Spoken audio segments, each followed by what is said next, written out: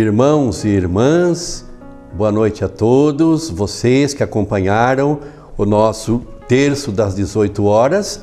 Agora damos continuidade neste momento de reflexão que nós denominamos Aprofundando na Fé, onde esta semana eu estou abordando com vocês o tema da história da Igreja, sempre em nível de reflexão.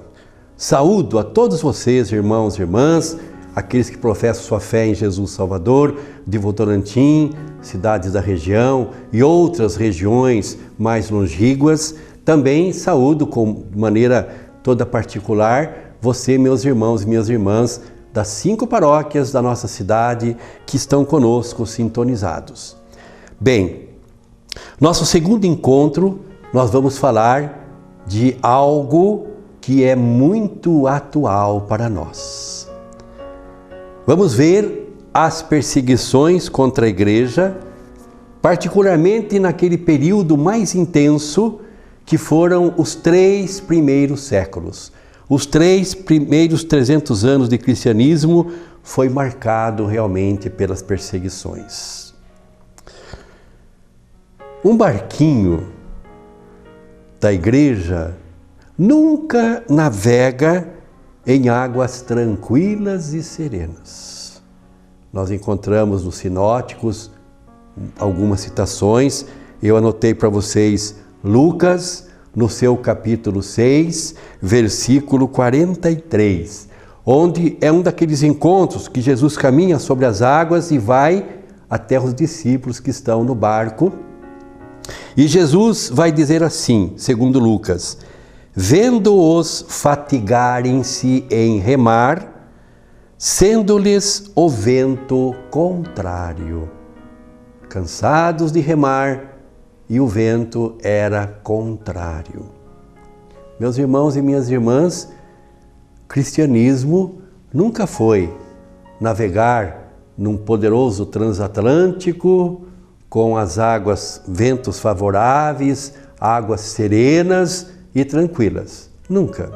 Cristianismo, viver a fé na Igreja Católica Apostólica Romana, é estar em constante confronto.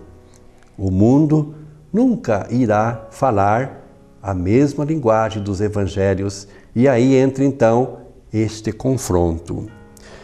Sábado agora, 25 de abril, a mídia deu destaque, as grandes mídias deu destaque para esta manchete: Armênia recorda centenário do genocídio por turcos otomanos cometidos entre os anos de 1915 a 1917, quando 1,5 milhão de cristãos foram mortos sistematicamente.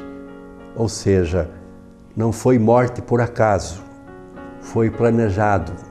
E isso se chama genocídio, quando se planeja o extermínio de toda uma nação. A Turquia vem protestando o uso deste termo. Entretanto, muitos países, entre eles nós lembraríamos aqui a França, a Rússia, concordam, junto com outros países, mais de 15 pelo menos, concordam e afirmam que foi realmente um genocídio. O assunto, meus irmãos e irmãs, veio à baila com o recente pronunciamento do Papa Francisco, que quis recordar à humanidade sobre esta triste realidade que não podemos esquecer, tê-la sempre como uma lição. Uma missa celebrada sábado na catedral cristã mais antiga do mundo, em uma cidade chamada Et-Midyazin. Canonizou mais de 1 milhão de armênios que foram deportados, torturados e mortos por permanecerem fiéis na fé em Jesus Cristo. E ainda podemos lembrar, na nossa atualidade, na idade contemporânea, nos dias de hoje, todos os dias tem-se notícia pela grande mídia, da perseguição no Oriente Médio, lá no Irã, dos muçulmanos contra os cristãos da Igreja Oriental. Vêm sendo perseguidos, torturados, martirizados. O islamismo entende e olha como infiéis todos aqueles que professam doutrinas estranhas àquela de Maomé. Então, aí está, é uma ala mais extremista, mais radical dos muçulmanos que desencadeou esta violenta perseguição contra os cristãos, tendo aí trucidados muitos deles, como a mídia e como as redes sociais amplamente o divulgam. Pois bem, mas nós poderíamos nos perguntar, lá na origem da história da Igreja, quais são as razões dessas perseguições? Por que este Jesus que institui uma igreja e que, como no testemunho dos apóstolos, vai dizer sempre, passou fazendo o bem, por que é tão perseguido? Por que tanta incompreensão? Por que tanto ódio contra os cristãos? Não só os cristãos católicos, mas de outras denominações cristãs, outras religiões que também professam a sua fé em Jesus de Nazaré, também sofrem essas perseguições. O Papa João Paulo II, São João Paulo II, que foi beatificado, depois nós vamos ver isso na idade contemporânea, mas ele pediu inúmeros pedidos de perdão a esses povos, tanto aos judeus como a outras denominações cristãs, pela incompreensão, pela perseguição e pela morte, muitas vezes desencadeada pela própria Igreja. O Papa faz um meia-culpa, Papa João Paulo II, no seu pontificado, a esse respeito. Mas, primeiramente, vamos ver então onde e como iniciou-se esta perseguição. Vocês se recordam? Nós falamos nos primeiros encontros que tivemos com vocês, abordando este tema, que o novo povo de Israel, o povo redimido pelo sangue do Cordeiro na nova aliança, ele nasceu, ele foi gestado no seio do antigo Israel, ou seja, do judaísmo. Então essas perseguições tiveram início no judaísmo primeiramente, porque havia diferenças entre o cristianismo e o judaísmo. E essas diferenças, com o passar do tempo, foram se tornando mais consistentes. Intensificava-se os debates, e de um e de outro lado, cada um queria defender a sua convicção. O judaísmo, sempre apoiado na tradição do povo de Israel, com um forte e marcante caráter nacionalista, na lei de Moisés, as promessas que Deus fez a Abraão, Isaque e Jacó, e vai por aí afora. E o cristianismo defendendo a sua convicção a partir da salvação que Jesus nos trouxe, que, portanto, é Ele o verdadeiro e o autêntico Messias prometido nas Escrituras. Um fato marcante, logo após a morte de Jesus, nos primeiros tempos desse cristianismo que estava ali na sua nascente, foi a morte do diácono Estevão, denominado pró-mártir. É bom lembrarmos que Estevão, ele não tem a sua raiz no povo de Israel. Ele não é um semita. Ele vem de uma cultura helênica. Lá em Atos 6, vocês podem conferir depois, Lucas vai dizer que a igreja estava crescendo, a igreja estava se expandindo e começou a surgir na comunidade necessidades. Na verdade, um autor chamado José Comblan, ele vai dizer que ali estabelece-se, inicia-se uma crise de relacionamento entre duas tendências de igreja, entre dois modelos de igreja, entre duas maneiras de ser igreja. Uma pelos cristãos judeus ou judeus cristãos, ligado à comunidade mais tradicional da Igreja Mãe de Jerusalém, que tem em Pedro e no seu grupo de apóstolos os seus divulgadores, as suas testemunhas, do Senhor ressuscitado. E a outra, quando o cristianismo vai chegar na cultura helênica, mesmo antes das pregações de Paulo, por ocasião da diáspora, já havia judeus, na cultura helênica, que assimilou também o cristianismo. E na festa da Páscoa judaica, esses judeus das colônias ligados à cultura helênica vêm para a festa da Páscoa, mas eles já ouviram falar dos seguidores de Jesus. E, portanto, eles vão estar presentes ali também no evento Pentecostes. Assim, irmãos, é que nós vamos compreendendo este fato tão importante. Por quê? Porque Estevão é da comunidade helênica, é um cristão convicto, conhece um pouco da tradição de Israel, mas não vê nela a importância para agora viver e celebrar a fé no Senhor ressuscitado. É uma linha genuinamente cristã, poderíamos dizer, sem a influência do judaísmo. E assim pensando, Estevão é um excelente orador. E ele vai então fazer o seu sermão, pregar o cristianismo a partir desta vertente nova, e com isso ele vai confrontar-se com aquilo que para os judeus é mais sagrado, ou seja, o Templo de Jerusalém, lugar da presença, da manifestação de Deus, lugar em que o povo de Israel tem a sua experiência profunda com o Deus da aliança, com o Deus Yahvé.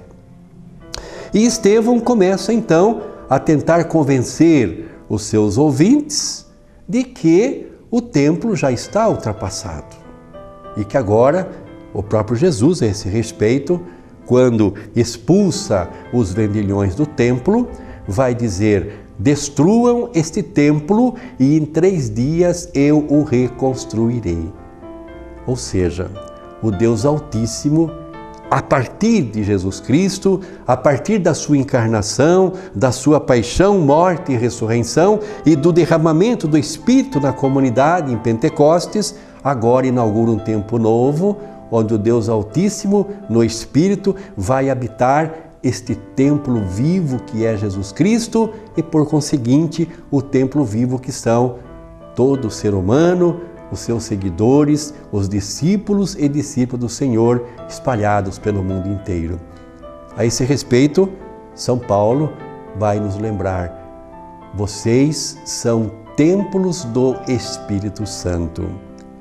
E quando Estevão faz uma pregação com este conteúdo cristão, evidentemente vai mexer com a estrutura judaica, vai mexer e perturbar as lideranças judaicas. E no livro do Atos vai dizer então sobre o seu martírio ocorrido num local público, aonde ele é chamado de promártir porque ele morre exatamente como Jesus Cristo, elevando os olhos ao céu, fazendo a sua oração final e pedindo para que Deus não impute, os pecados que naquele momento eles estão cometendo. Como Jesus que perdoou os seus algozes, Estevão também vai fazer o mesmo. Então este é, vamos dizer assim, o primeiro evento considerado como uma perseguição da liderança judaica contra os cristãos. Bem, ao longo dos 3 primeiros séculos do cristianismo, havia, como nós também já abordamos aqui, muitas religiões, porque o Império Romano era tolerante com a prática religiosa dos seus povos conquistados. E, logicamente, também, neste clima de muitas religiões, de um politeísmo muito intenso no Império Romano, havia também uma competição entre as religiões. Em relação ao cristianismo, o autor diz: embora nunca tomaram recursos de armas para se defenderem, os cristãos foram o único elemento social perseguido por período prolongado.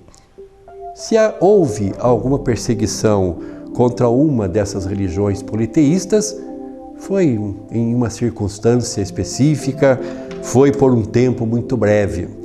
Mas o autor fala que em relação ao cristianismo foi por um período prolongado. Poderíamos colocar aí praticamente 300 anos de perseguições, mais intensas ou menos intensas, com períodos em que não houve perseguição, mas 300 anos o cristianismo esteve no foco dos seus perseguidores, principalmente o Império Romano. Vejam bem, a falta de participar em festas e ritos idólatras dos templos, bem como suas hostilidades a outras religiões, levou o mundo da época a considerar os cristãos de ateus e inimigos dos deuses. Por esse posicionamento firme, corajoso dos cristãos de não aderir à prática pagã, foram considerados ateus e inimigos dos deuses. Também, por conta disso, mas ali no primeiro século, final do primeiro século, segundo século, os cristãos passaram a se reunir de noite e em segredo, por causa das perseguições e também porque só podia participar da fração do pão, para nós hoje a missa, né? Quem era batizado, quem fez um processo iniciático do catecumenato e, portanto, estava apto a celebrar na comunidade, ser igreja com os outros para celebrar, né, a ceia do Senhor. Então vejam bem, era muito notória também a relação afetiva entre eles. Começaram a se reunir de noite, em segredo, e havia entre eles uma grande afeição uns pelos outros. Ao mesmo tempo em que celebravam a ceia do Senhor, que significa comer, literalmente, o corpo de Jesus e beber o seu sangue, deu margem às acusações de antropofagia ou canibalismo. Abro aqui um parênteses, sempre comento com as minhas turmas do Centro Arquidiocesano Pastoral, que tem aulas de teologia, curso livre, segundas, terças e quartas, e aos meus irmãos e minhas irmãs que nos acompanham na Paróquia Nossa Senhora Consolata, nas noites de quinta, eu digo para eles o seguinte, quando chega nesse ponto da história. Imagine você encontrar alguém que ainda não é civilizado. É uma hipótese, né? Alguém que não teve nenhum contato com a civilização. E o assunto for sobre religião. E quando a pessoa perguntar, que religião que você é? Você vai dizer, eu sou cristão, sou católico. E ela vai dizer, o que vocês fazem de especial, né? E você vai dizer, nós celebramos a ceia do Senhor e nós comemos o seu corpo e bebemos o seu sangue. O que o outro vai pensar? Canibalismo. Vai pensar que trata-se de algum ritual macabro, onde uma pessoa humana, um ser humano é sacrificado, né? E a comunidade se alimenta da carne dessa pessoa. É isso, meus irmãos, que essas pessoas, a sociedade daquele tempo, tinha esta visão sobre o cristianismo. Claro, uma visão distorcida, né? Mas por que fazia escondido? Não era um ritual secreto.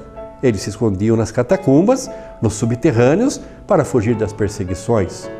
Reuniam-se às escondidas, cada noite em uma casa, para poder fugir então das perseguições.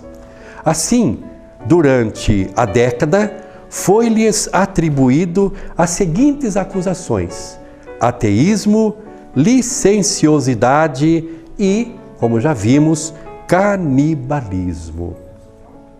Na esfera da filosofia, o cristianismo chocou a sensibilidade dos filósofos mais educados. Por quê?